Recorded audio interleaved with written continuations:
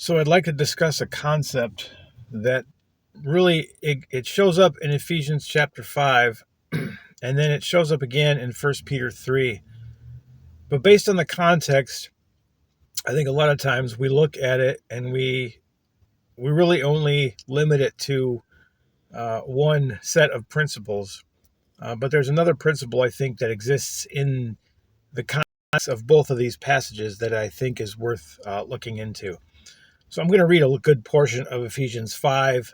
Bear with me as I cover a handful of verses that aren't necessarily going to apply directly, but I'm kind of building the stage for what I'm about to discuss. So in Ephesians 5, starting in verse 22, it says, "Wives, submit yourselves unto your own husbands as unto the Lord. For the husband is the head of the wife, even as Christ is the head of the church, and he is the Savior of the body." Again, bear with me because this isn't my topic. The wives and the husbands is not my topic, but it does apply to the principle that I'm going to talk about.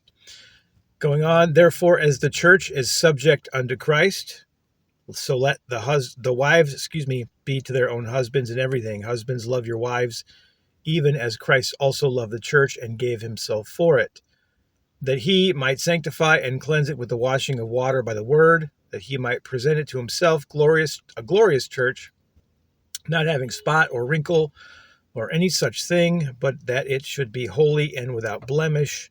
So ought men to love their wives as their own bodies. He that loveth his wife loveth himself. For no man ever yet hated his own flesh, but nourishes it and cherishes it, even as the Lord the church. For we are members of his body, of his flesh, and of his bones. For this cause shall a man leave his father and mother, and shall be joined unto his wife, and they two shall be one flesh. This is a great mystery." Here's my main focus on this set of passages. "This is a great mystery, but I speak concerning Christ and the church. Nevertheless, every one of you in particular, so love his wife even as himself, and the wife see that she reverence her husband." So of all that context, the verse I want to draw out is the one that says, "This is a great mystery, but I speak concerning Christ and the church." The relationship between the husband and the wife is supposed to be an example, a model of representation of Christ and his church. With that being true, let me jump over to 1 Peter chapter 3, and I will add a little bit to it. 1 Peter chapter 3, looking at chapter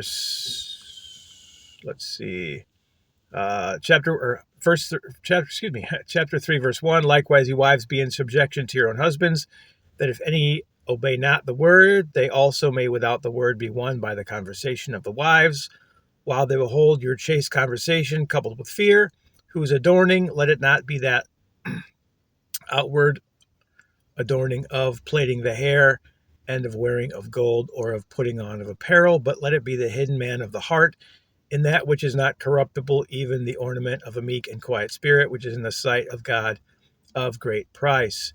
For after this manner in the old time holy women also, who trusted in God, adorned themselves, being in subjection unto their own husbands." So I'm not going to go on from there. So this passage is not prohibition against jewelry or fine apparel.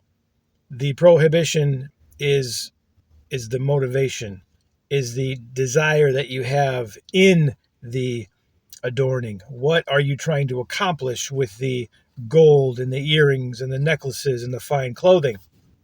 The focus on that little passage right there is the heart. So the inside, the unseen realm of your person. So going back to Ephesians, there's this picture of the church in representation of the bride of Christ, the wife of Christ, if you will.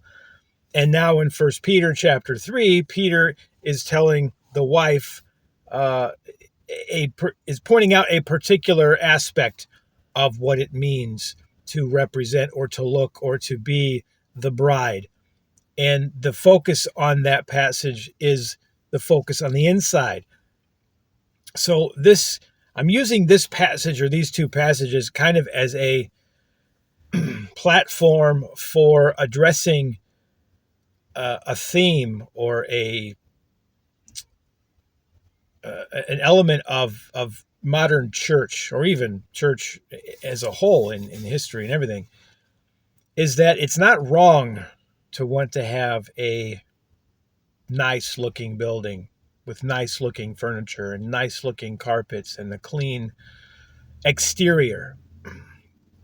But as Peter said, don't neglect the inner person. Don't neglect the heart. So if your focus as a church, as a minister, as a pastor, a preacher, a congregation, is what the church looks like on the outside, and you have no regard for the heartbeat or the health of the inside, then you've really missed the point of what it means to be the bride.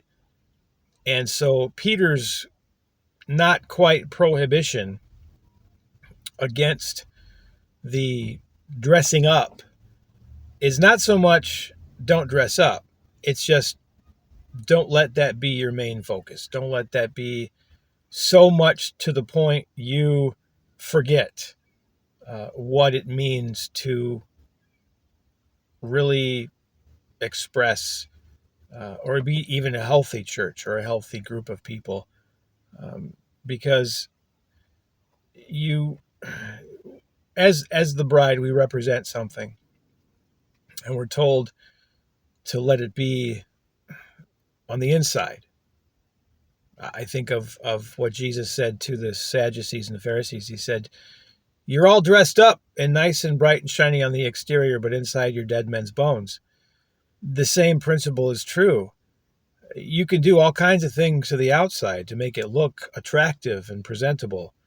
But if on the inside you're decaying and there's no real focus on the health of the body, then eventually you will maybe not die, but you're certainly going to be quite unhealthy and quite famished.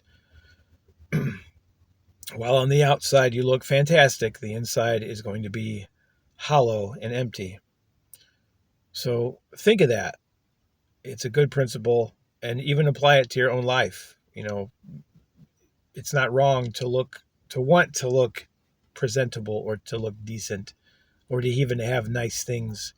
But when the exterior becomes more important than the interior, then you're going to be quite ineffective to a world who's already focused on the exterior and who isn't willing to address the interior. So if you're not either, they're not going to listen to you.